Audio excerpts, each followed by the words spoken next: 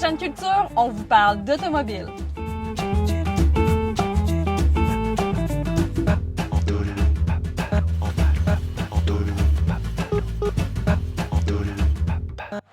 Justin Tessier, tu nous accueilles aujourd'hui à ton garage devant un magnifique véhicule de collection plutôt rare au Québec. Oui, exact. Qu'est-ce que c'est? C'est une Rebelle de machine, 1970. OK. C'est une voiture que mon père vendait à l'époque.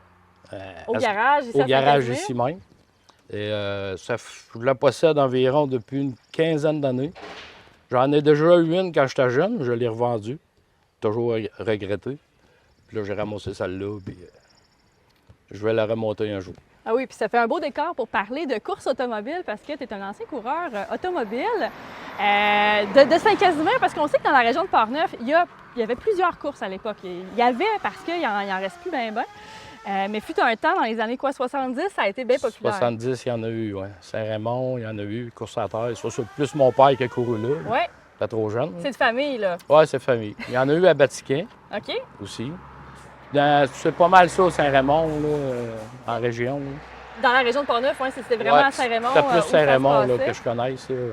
Tu as suivi ton père dans ses courses automobiles, mais concrètement, pour les gens qui ne connaissent pas ça comme moi, là, qu'est-ce que c'est une course d'auto? Mon père il a commencé au début des années 70, 68, 69. Il courait sur l'asphalte à Val-Bélair. Il a fait plusieurs pistes. Donc, on modifiait nos Ah, autos. le moteur, suspension, tout. Là. Puis une cage pour protéger le pilote quand même. Hein. C'est ça. Donc, c'est des gens qui connaissent la mécanique. Là, Oui, très bien. C'est une gang de mécaniciens. Oui, c'est en plein ça. Pour aller aux courses, il faut connaître ça. Là. C'est ça, parce qu'on répare notre auto, on la maintient, on la nous. construit. C'est nous-mêmes qui la réparent, puis les moteurs, tout. Là. C'est ça, on part de zéro. Puis là, quand tu es allé, toi, faire des courses, c'était avec quel type de véhicule exactement? Est-ce que tu étais dans une ligue, là, une espèce de... J'ai commencé dans début 80, mais c'était un peu comme... j'ai commencé sur la terre battue. OK. Puis c'était plus des centaures, là, c'était pas des chars modifiés beaucoup. Là. Puis tantôt, ça prend combien de temps quand on fait de la course? Oh, ça dépend. C'est pas tant long, une heure et demie Ah, quand même, mais environ. c'est quand même... Oui, ça passe quand même assez vite. Là. Ouais. Ouais. Ça fait beaucoup d'autos, beaucoup de... ça doit Ah, faire tu pas peux mal avoir de boucanes. 50, 60 véhicules sur la Ah, piste. ouais, là, hein, puis quand même. c'est le premier qui serait OK. jusqu'au bout. Ça arrive souvent, j'imagine qu'il y en a quelques autos là-dedans qui... Oh, il en finit jamais 50. C'est sûr, il en débarque beaucoup. OK, parce qu'ils brisent ou quoi? Ah oui, ça brise. Hein, Fait que l'objectif, c'est vraiment de se rendre au bout, parce que comme Ouais. tel, il y en a une gang qui... C'est de préparer une bonne voiture, premièrement. OK. Là.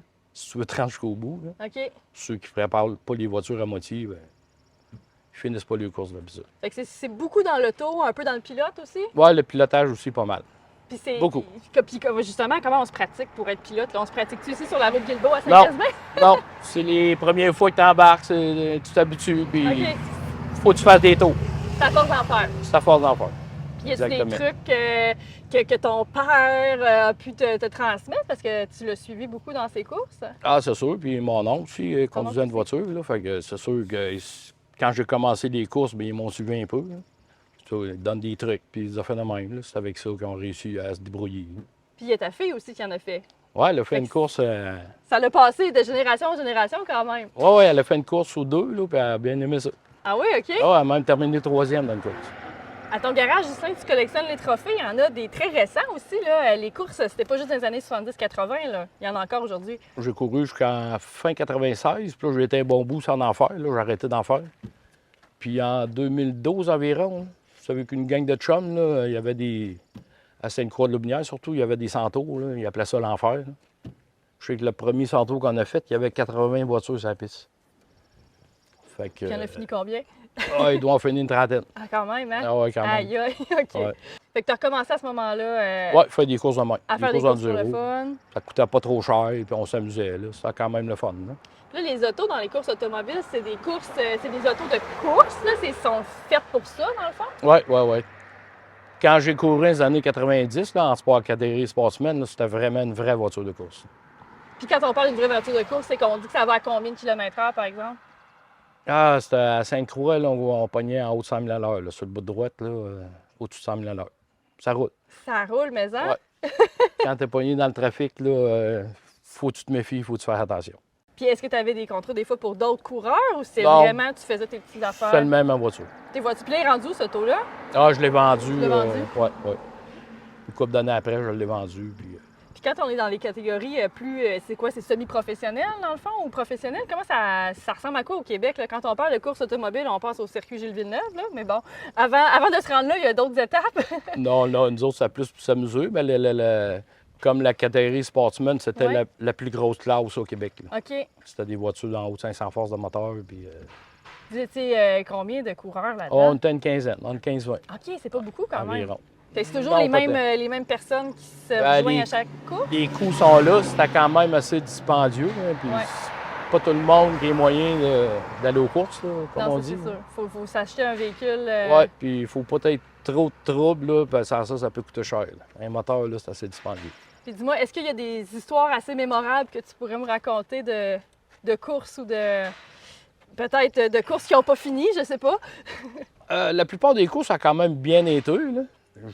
C'est rare, j'ai jamais gagné une course, mais je me maintenais dans 3, 4, 5e, là, je me maintenais là-dedans. Quand même. T'as-tu déjà fait des accidents? Oui, une fois à Saint-Félicien, c'est déjà arrivé. Pogné le mur. T'as pogné le mur? Oh, oui. Au palais. Ouais. C'est dans ce temps-là, l'auto, puis le gars en dedans. Oui, t'as quand même assez méganeux. Toute la devinte à défaite, mais on a réussi à réparer même dans la soirée pour partir de l'autre course. Quand même. Oui, oui. Ben écoute, moi Ghislain, je suis quand même content qu'il se soit rien passé de trop grave dans ces courses-là. Des fois, c'est Parce que vous êtes mon garagiste en plus, Ben avec ouais. la gang ici au garage. Oui, c'est ça. Ben merci beaucoup de nous avoir partagé ce part de l'histoire de Ça fait Port-Neuf. plaisir.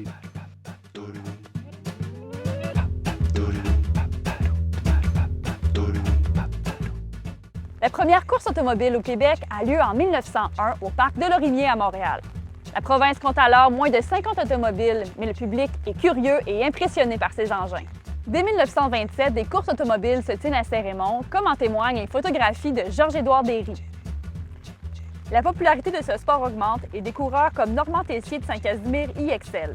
Ils participent même à des courses sur glace sur la rivière Sainte-Anne. Après quelques années, ces dernières disparaissent puisque le couvert de glace devient trop fragile. Entre 1965 et 1972, la seule piste de course du comté se trouve ici, à Saint-Raymond.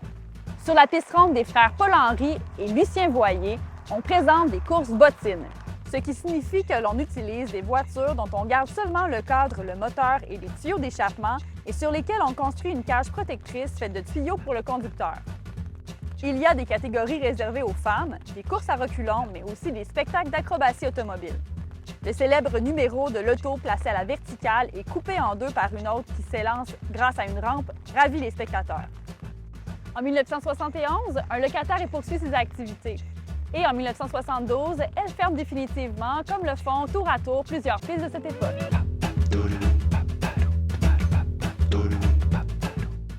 Jacques Rivard, vous êtes copropriétaire de Rivard Compétition. On est dans votre garage à Port-Neuf. Et là, on a des belles voitures autour de nous. Vous êtes spécialisé dans les Porsche. C'est arrivé comment? J'ai commencé avec une Porsche en 1971 et puis j'ai eu la piqûre et puis j'en ai eu tout le temps depuis ce temps-là. On a ouvert notre atelier à Deschambault en 1977 et puis on est installé ici à Port-Neuf, ça fait une douzaine d'années maintenant. Puis c'est quand même un immense garage ici. C'est un ancien métro OK. qui était ici, qu'on a acheté, qui faisait... qu'on trouvait grand quand on l'a acheté. Maintenant, on le trouve trop petit. Ça nous permet d'avoir une salle de monte, puis garder les voitures. C'est un peu plus passant à la 138. Là. Ça attire quand même quelques clients au niveau des ventes pour ça. Parce que vous vendez des voitures reconditionnées. Comment ça fonctionne? Non, les voitures qu'on vend en avant qui sont dans la salle de monte, c'est des voitures qui sont pour la plupart originales, avec la peinture d'origine. On n'a pas vraiment le temps d'acheter des voitures pour les préparer. Les voitures qui sont du côté mécanique, c'est des voitures qu'on fait soit pour des clients, qu'on fait des projets de restauration. Et ce qu'on appelle des resto-modes, à partir de voitures plus récentes, qu'on donne le look de Porsche des années 70. C'est super populaire maintenant. Là. On fait ça avec des intérieurs ultra luxueux, avec des sièges en cuir tressé. C'est vraiment du haut de gamme. C'est des voitures de luxe, là, Des c'est voitures ça. haut de gamme. Ouais. On restaure aussi des voitures de course d'usine, voitures qui ont des histoires de course avec des pilotes, souvent des pilotes d'usine. On en a 4-5 comme ça là, qu'on restaure, qui sont à nous autres, qu'on conserve. Là. Fait que vous avez aussi une collection de Porsche, là. Est-ce que vous vous en gardez une couple pour vous? Bien, ces voitures-là, on Vous les garde, gardez, là. c'est ça. Vous avez comme une collection avec l'entreprise Une aussi, collection, quelque part. ouais, c'est ça. OK. Puis l'intérêt pour les Porsche, pour vous, c'est vous, oui, vous en avez acheté une, puis vous avez eu la piqûre, mais qu'est-ce qui est pour vous, puis ceux qui triplent là-dessus, ces autos-là, qu'est-ce qui est si particulier? De un, il n'y a rien qui ressemble à une Porsche 911. C'est un anachronisme au niveau mécanique, moteur arrière, refroidi à l'air. Il n'y a pas d'autres voitures sur le marché qui ont encore ça. Et puis au niveau performance, c'est une marque qui a gagné le 24 heures du Mans, qui a gagné à 6-7 reprises. Palmarès de course là, le plus impressionnant de tous les manufacturiers. La fiabilité, la performance, tout ça. Fait que on est accroché à ça. C'est ça, c'est dur de... Puis les gens qui en collectionnent aussi, parce que j'imagine que les gens qui font refaire les intérieurs de véhicules, avec qui vous travaillez, là, les restaurations... Oui, on a plusieurs clients C'est les qui ont des collectionneurs. collections Ouais. assez importantes. D'autres qui ont 1, 2, 3 voitures. C'est des clients à travers le monde? Ça ressemble à quoi, un collectionneur de Porsche? Bien, au niveau des voitures de course, oui, on peut en vendre un peu partout. On en achète un peu partout. Au niveau des voitures, genre Restomod, ou des voitures qu'on vend, on vend à la grandeur du Québec, surtout. En Ontario aussi. Mais c'est surtout... on n'essaie pas de vendre des voitures en Europe ou en Asie, parce que ces voitures-là, on ne les reverra plus. On essaie de garder les Porsche le plus local possible. Oui, OK. Ça amène l'eau au moulin au niveau de l'entretien et service, puis c'est des voitures qui vont rester sur le marché, qu'on peut des fois racheter ou... OK, parce que vous pourriez vendre en Asie, là, j'imagine qu'il il y a doit de la avoir... demande partout, Ça c'est doit, un marché international, Ouais. mais à prix égal, on va vendre ici, c'est sûr.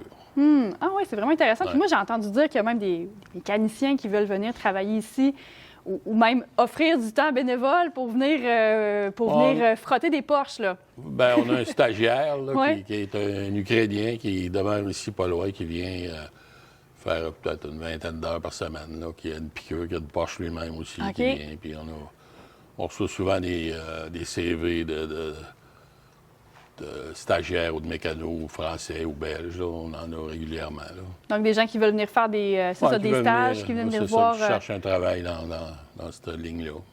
Ça reste que c'est ultra spécialisé. Est-ce que ça prend des mécaniciens qui ont étudié là-dedans ou vous les formez carrément là, pour vos voitures? Ce qu'on fait, c'est pas vraiment du standard. Tu sais, On fait la restauration de voitures quand même assez vieilles, des fois. Il n'y a pas de formation qui se donne à nulle part pour ça. Là. C'est compliqué d'avoir du personnel pour ça. Tu sais. Des fois, ça nous retarde plus que ça nous avance. Donc, on reste avec un petit noyau de main-d'œuvre le plus petit possible. Et Une petite équipe. on fait ce qu'on peut, le reste, C'est ça. on le laisse aux autres. Puis moi, je suis curieuse d'aller faire un petit tour de votre atelier parce qu'il y a vraiment des voitures qu'on voit jamais. D'ailleurs, celle-là ici, à côté de nous, parle-moi, j'ai jamais vu ça, là. Ben, Un ça, aileron, je c'est sais pas si c'est de même. Moi, je connais rien, là, aux voitures. Ça, là. c'est une Porsche Turbo des années 87, mais on lui a donné le look. C'est une Porsche de course. C'est une auto qui est pour la rue, là. C'est l'auto qui est de mon fils, là. Ah oui, mon Dieu, wow! Belle couleur. En tout cas, Ouais. moi, c'est surtout la couleur qui est. Les autres voitures, la voiture qui est sur le pont élévateur, c'est une voiture qui a gagné aux 24 heures de Daytona en 2002 avec des pilotes d'usine, avec un gros palmarès de course. Ils ont toutes des C'est ce qu'on histoires, hein? cherche. Ils ont toutes des histoires. Les C'est voitures ça. de course, c'est ça qui est intéressant. Il n'y en a pas une qui a le même vécu. Donc, c'est plus stimulant quand on a toute l'histoire. On va faire la recherche là-dessus. C'est ça vous Ouais. amène toute une autre perspective sur les Absolument. véhicules. Merci Ouais. beaucoup, Jacques. C'est vraiment intéressant. Ça fait plaisir.